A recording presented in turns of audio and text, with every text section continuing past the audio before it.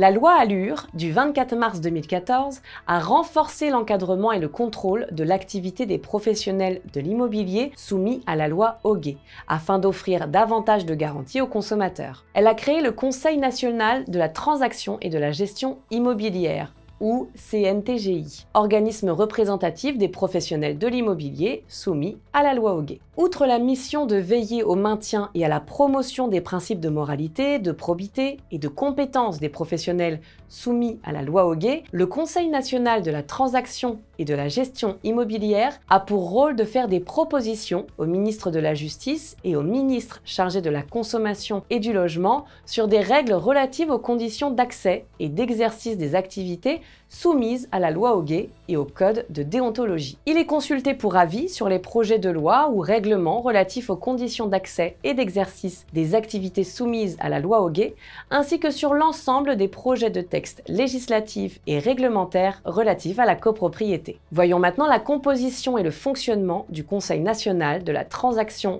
et de la gestion immobilière. Le Conseil national de la transaction et de la gestion immobilière se compose de 16 personnes nommées par arrêté conjoint du garde des Sceaux, du ministre du Logement et du ministre de la Consommation. Le président, 7 membres représentant les professionnels de l'immobilier titulaires de la carte professionnelle, 5 représentants des consommateurs choisis parmi les associations de défense des consommateurs et 3 personnalités qualifiées dans le domaine de l'immobilier ou du droit des copropriétés. Elles ne disposent pas de droit de vote et leurs avis sont uniquement consultatifs. N'oublie pas de t'abonner à notre chaîne pour ne manquer aucune de nos prochaines vidéos. Et surtout, pense à liker si le contenu te plaît. Ne peut pas être une personne faisant partie de l'un des 3 groupes cités précédemment. Les membres du CNTGI sont nommés pour une période de 3 ans renouvelable, une seule fois pour le président. Le Conseil national de la transaction et de la gestion immobilière établit un règlement intérieur fixant les modalités de son organisation et de son fonctionnement soumis à l'approbation du garde des Sceaux. Il se réunit au moins une fois par an. 8 représentants du ministre de la Justice et des ministres chargés du Logement et de la Consommation assistent de droit aux réunions du Conseil. Chaque année, il doit établir un rapport d'activité. Voyons maintenant la commission de contrôle des activités de transaction et de gestion immobilière. Le Conseil national de la transaction et de la gestion immobilière comprend en son sein une commission de contrôle des activités de transaction et de gestion immobilière, qui est chargée d'instruire les cas de pratiques abusives commis par les professionnels soumis à la loi Hoguet, portés à la connaissance du Conseil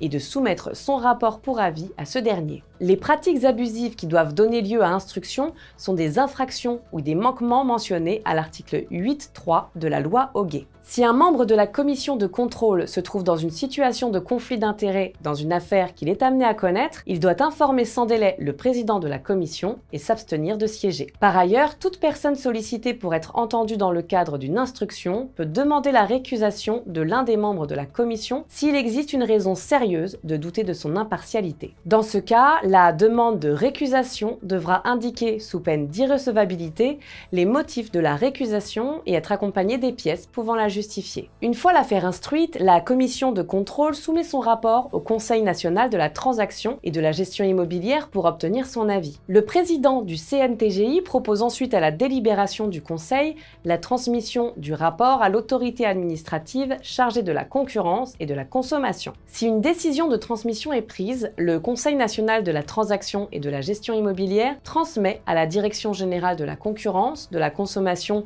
et de la répression des fraudes le rapport qui doit être établi selon un format défini par arrêté du ministre chargé de la consommation et accompagné de tous les documents ayant permis à la commission de contrôle d'instruire le cas de pratique abusive. La commission de contrôle est composée de 5 représentants des personnes titulaires de la carte professionnelle et 5 représentants des consommateurs choisis parmi les associations agréées de défense des consommateurs œuvrant dans le domaine du logement. Ils sont nommés par arrêté conjoint du ministre de la Justice et des ministres chargés du logement et de la consommation pour une durée de 3 ans renouvelable. Le président de la commission est désigné parmi ses membres par le président du CNTGI pour une durée d'1 an non renouvelable. Contrôle par la Direction générale de la concurrence, de la consommation et de la répression des fraudes. Les agents de la Direction générale de la concurrence, de la consommation et de la répression des fraudes sont habilités à enquêter auprès des professionnels de l'immobilier soumis à la loi Hoguet afin de vérifier qu'ils respectent les dispositions des articles 14 à 18 de la loi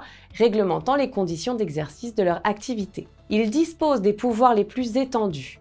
Ils peuvent accéder à tous les lieux ou moyens de transport à usage professionnel, demander la communication de documents professionnels et en prendre copie, recueillir sur convocation ou sur place les renseignements et justifications utiles, demander à l'autorité dont ils dépendent de désigner un expert pour procéder à toute expertise contradictoire nécessaire. Ils peuvent également, à la demande de la Commission européenne ou du ministre de l'économie et sous le contrôle du juge des libertés et de la détention, procéder à des perquisitions et saisies et à la pose de scellés sur des locaux commerciaux ou sur des supports d'information. Faire obstacle à l'exercice des fonctions des agents habilités est puni d'une peine d'emprisonnement de 2 ans et d'une amende de 300 000 €, pouvant être portée à 10% du chiffre d'affaires moyen annuel calculé sur les 3 derniers chiffres d'affaires annuels connus à la date des faits. Des peines complémentaires d'interdiction d'exercice d'une durée maximale de 5 ans peuvent également être prononcées.